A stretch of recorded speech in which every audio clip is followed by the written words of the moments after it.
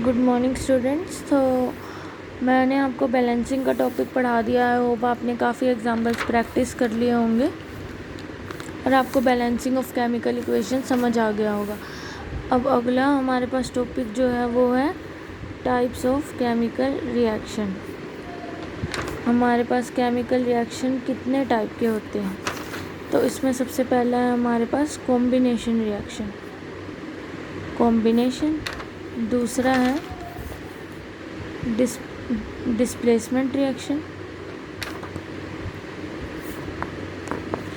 तीसरा है हमारे पास डबल डिस्प्लेसमेंट।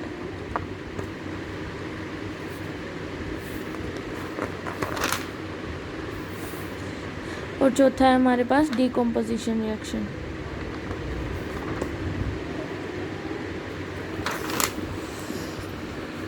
तो पहला है कॉम्बिनेशन रिएक्शन, जिसमें हम नाम से ही पता लग रहा है कि कॉम्बिनेशन हो रहा है, मतलब दो एलिमेंट्स कंबाइन कर रहे हैं। तो हम ऐसी सिंपल एग्जांपल से समझेंगे जहाँ दो या दो से ज़्यादा एलिमेंट कंबाइन कर जाते हैं, मतलब ए और बी अलग अलग थे पहले, वो कंबाइन करके उन्होंने एक न्यू सब्सटेंस बना लिया ए बी। तो जब दो और दो से ज़्यादा एलिमेंट कंबाइन होकर के एक एलिमेंट बना लेते हैं, वो क्या होता है? Combination reaction. किसी भी चीज़ की प्रेजेंस में हो सकता है, हीट की, इलेक्ट्रिसिटी की, वो पर्टिकुलर एग्जांपल पे डिपेंड करता है। अब अगला है डीकम्पोजिशन पढ़ते हैं। डीकम्पोजिशन रिएक्शन क्या होता है? डीकम्पोजिशन हमें नाम से पता चल रहा है जहाँ एक सब्सटेंस साथ में होता है और हीट या कुछ भी देने से वो डीकम्पोज मतलब टूट जाता है दो या दो से ज़्यादा एलिमेंट में। अब इसमें ए बी साथ में थे, तो इस पर हमें अगर इसको हीट दी तो वो टूट गया, किसमें? ए और बी अलग हो गया, तो ये एलिमेंट डीकम्पोज हो गया। तो ये क्या है? Decomposition reaction. अगला क्या है हमारे पास? Displacement reaction. डिस्प्लेसमेंट से आपको क्या समझ आता है? अब जैसे हमारे पास एक सब्सटेंस है ए बी और दूसरा है सी, तो अब रिएक्शन होने के बाद क्या हुआ? बी यहाँ से डिस्प्लेस होके इसके साथ चला गया और प्रोडक्ट हमारे पास क्या बन गए? ए प्लस बी सी। तो इसमें क्या हुआ? बी डिस्प्लेस होके दूसरे एलिमेंट के साथ कंबाइन कर गया, तो ये क्या हो गया? Displacement reaction. अब नेक्स्ट है double displacement reaction. Double displacement हमने पढ़ा है कि जब एक एलिमेंट से निकल के दूसरे के साथ जुड़ जाता है। तो डबल डिस्प्लेसमेंट क्या होता है? डबल डिस्प्लेसमेंट मतलब डिस्प्लेसमेंट दो बार होना। तो हमारे पास दो एलिमेंट्स है ए बी सी डी, कुछ भी हो सकता है, NaCl, ClO2, वो मैं आपको कल रिएक्शंस बताऊंगी। अब इसमें हमारे पास ए बी सी डी है, तो ये बी डिस्प्लेस होके डी के साथ चला गया और सी डिस्प्लेस होके ए के साथ आ गया। क्या प्रोडक्ट बन गया हमारे पास? AC plus BD।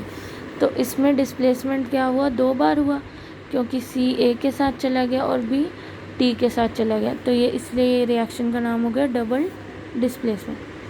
तो चार टाइप के रिएक्शन है। पहला हमने पढ़ा कॉम्बिनेशन, जिसके अंदर दो अलग अलग एलिमेंट कंबाइन होने पे, रिएक्शन होने पे कंबाइन हो जाते हैं और एक एलिमेंट बना लेते हैं।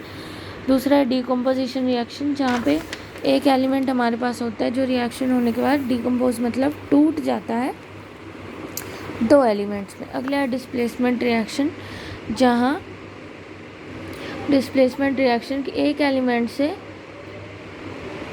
डिस्प्लेस होकर दूसरे के साथ जुड़ जाता है, तो वो क्या है? डिस्प्लेसमेंट। ऐसे ही डबल डिस्प्लेसमेंट में ये चीज़ डिस्प्लेसमेंट दो बार होती है। और ये क्या है? कॉम्बिनेशन और डिकम्पोजिशन रिएक्शन एक दूसरे के रिवर्स होते हैं, वो तो आपको पता चल ही रहा होगा, क्योंकि इसमें ए और बी जुड़ के ए बी बनाता है और इसके अंदर ए बी होता है और वो टूट जाता है, तो ये क्या है? उल्टा रिएक्शन है।